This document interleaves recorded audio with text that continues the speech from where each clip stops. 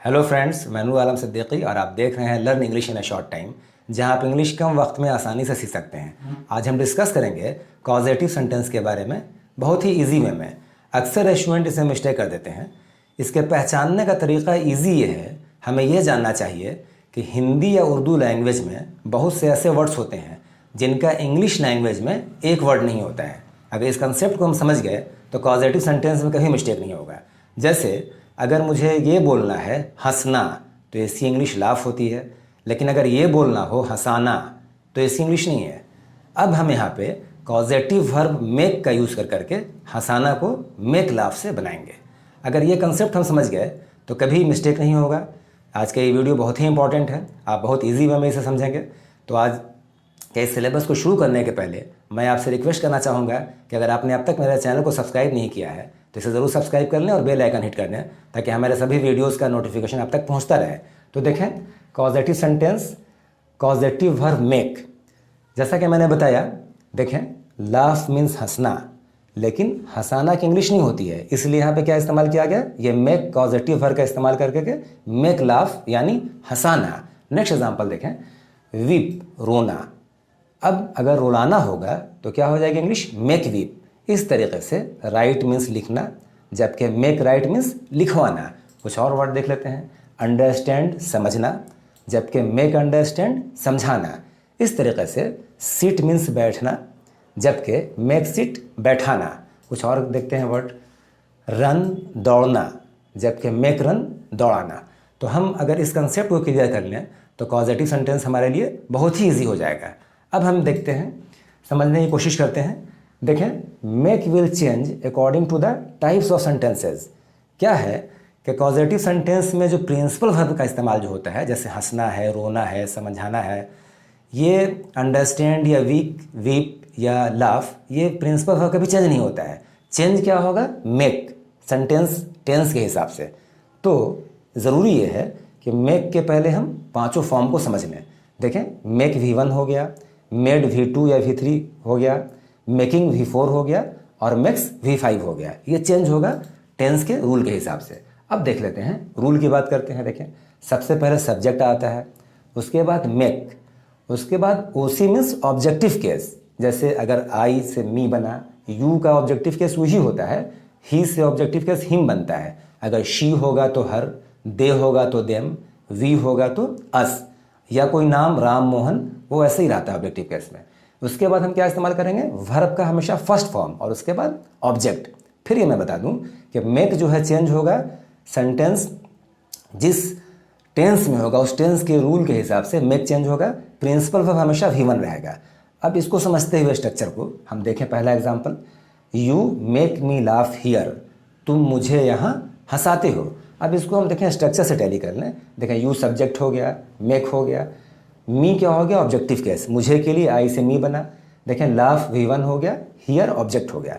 Next example देखते हैं, he makes you laugh, वो तुम्हें हंसाता है। अब ध्यान ये दें, ये प्रेजेंट इंडेफिनिट है, यहाँ एस लाफ में नहीं लगा, मेक में एस लगा, क्योंकि अभी मैंने बताया कि हमेशा मेक जो है ये टेंस के रूल के हिसाब से चेंज होगा, प्रिंसिपल वर्ब नहीं। नेक्स्ट एग्जाम्पल देखते हैं, आई मेड हिम लाफ, मैंने उसे हंसाया। अब इस तीनों एग्जाम्पल में क्या देखते हैं, यहाँ मेक, यहाँ मेक्स और यहाँ मेड, ये चेंज हुआ, जबकि प्रिंसिपल वर्ब जो था लाफ, लाफ और लाफ, तीनों V1 रहा। कुछ और देखते हैं एग्जाम्पल। देखें, एक बार फिर हम लोग समझ लें कॉजेटिव सेंटेंस किस तरह से बदलता है इंग्लिश में। देखें, अगर हम ऐसा बोलते हैं आई लाफ, तो मैं हंसता हूँ, लेकिन अगर ऐसा बोल दें आई मेक यू लाफ, मैं तुम्हें हंसाता हूँ, मीन्स मेक लाफ मीन्स हंसाना।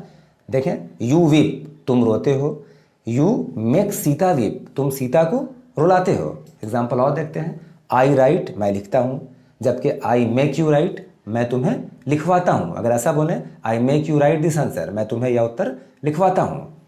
इस तरीके से आई अंडरस्टैंड, इसकी हिंदी क्या होगी, मैं समझता हूँ। लेकिन अगर हम सामने वालों को समझाने की बात कर रहे हैं तो क्या होगा, आई मेक यू अंडरस्टैंड, मैं तुम्हें समझाता हूँ। अगर मैं समझता हूँ तो आई अंडरस्टैंड, मैं समझाता हूँ तो आई मेक अंडरस्टैंड। एक एग्जाम्पल और देखते हैं, I make you understand this matter, मैं तुम्हें ये बात समझाता हूँ। मुझे लगता है कि आप बिल्कुल क्लियरली समझ रहे होंगे। नेक्स्ट एग्जाम्पल देखें, आई सिट, मैं बैठता हूँ, आई मेक यू सिट, मैं तुम्हें बैठाता हूँ। या अगर ऐसा बोल दें, I make you seat in the classroom, मैं तुम्हें वर्ग में, क्लासरूम में बैठालता हूँ। अब देखें, कभी जो है मेक को हम किसी और भी टेंस में या मॉडल वर्ब में यूज़ कर सकते हैं। उसके लिए आप देखें, रूल देख लें। सबसे पहले क्या, सब्जेक्ट, इसके बाद हेल्पिंग वर्ब, इसके बाद मेक, मेक के बाद वही ओसी ऑब्जेक्टिव केस, जैसे भी मैंने बताया, me, you, him, her, them, us etcetera. उसके बाद V1, प्रिंसिपल वर्ब हमेशा V1 होगा, उसके बाद ऑब्जेक्ट होगा। एक एग्जांपल देखें, अगर ऐसा बोला जाए, I am making you laugh, Hindi क्या होगी, मैं तुम्हें हंसा रहा हूँ।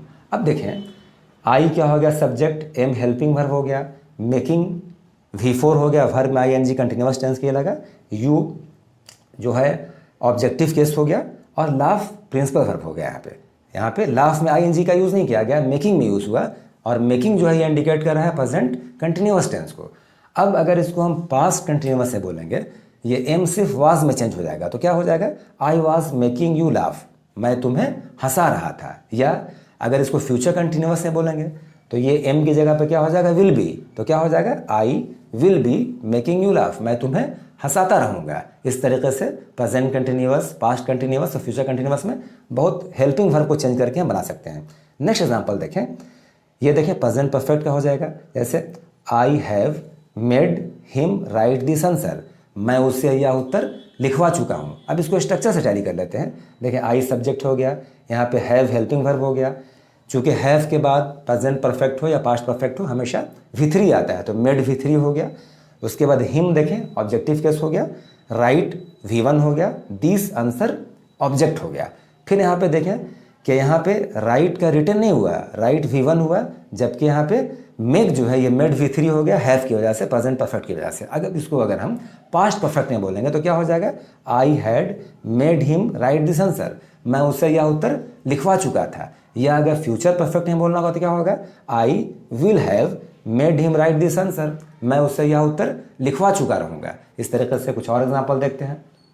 देखें, I have been making him understand this matter for many days, मैं उसे यह बात बहुत दिनों से समझा रहा हूँ। अब देखें, अगर इसको पास्ट टेंस से बनाएंगे, पास्ट परफेक्ट कंटिन्यूअस में बनाएंगे, ये सिर्फ हैव क्या हो जाएगा, हैड में चेंज हो जाएगा, तो क्या हो जाएगा, I had been making him understand this matter for many days, मैं उसे ये बात बहुत दिनों से समझा रहा था। और अगर ये फ्यूचर परफेक्ट कंटिन्यूअस में होगा तो क्या होगा, I will have been making him understand this matter for many days, मैं उसे ये बात बहुत दिनों से समझाता रहूँगा। अब टेंस के बाद अगर हम मॉडल वर्ब की चर्चा करें, बहुत ईजी है। जहाँ पे हेल्पिंग वर्ब हैव आ रहा था, वहाँ पे अगर हम मॉडल वर्ब का यूज़ कर लें तो मॉडल वर्ब में बन सकता है। और मॉडल वर्ब हम कुछ भी यूज़ कर सकते हैं हिंदी के हिसाब से। अगर ऐसा बोलें, you should make him understand this matter, Hindi क्या हो जाएगी, आपको उसे यह बात समझाना चाहिए। अब अगर इस शुड की जगह पे हम मस्ट यूज़ कर लेते हैं तो क्या हो जाएगा, अवश्य चाहिए, तो क्या हिंदी हो जाएगी। इंग्लिश पहले देख लें, you must make him understand this matter, आपको ये बात उससे अवश्य समझाना चाहिए। अगर हम यूज टू बोल दें तो यूज टू की हिंदी करता था हो जाती है, तो क्या हो जाएगा, I use to make him understand this matter, मैं उसे ये बात समझाया करता था। मुझे लगता है आज मेक के बारे में आप क्लियरली समझ गए होंगे। मेरा अगला वीडियो भी मेक पे ही होगा, जो बहुत डिटेल में होगा, उसे भी आप ज़रूर देखें ताकि मेक से रिलेटेड आप डिटेल में आपको नॉलेज हो, आप कहीं इसमें मिस्टेक नहीं करें। आज का ये वीडियो कैसा लगा आप ज़रूर कमेंट करके बताएं, और अगर पसंद आया हो तो इसे लाइक करें, अपने दोस्तों के बीच इसे शेयर करें, और हमारे चैनल को सब्सक्राइब करके बेल आइकन ज़रूर हिट करें ताकि हमारे नेक्स्ट वीडियोज़ का नोटिफिकेशन भी आप तक पहुँचता रहे। Thank you so much for watching this video. Keep learning English for your nice and bright future.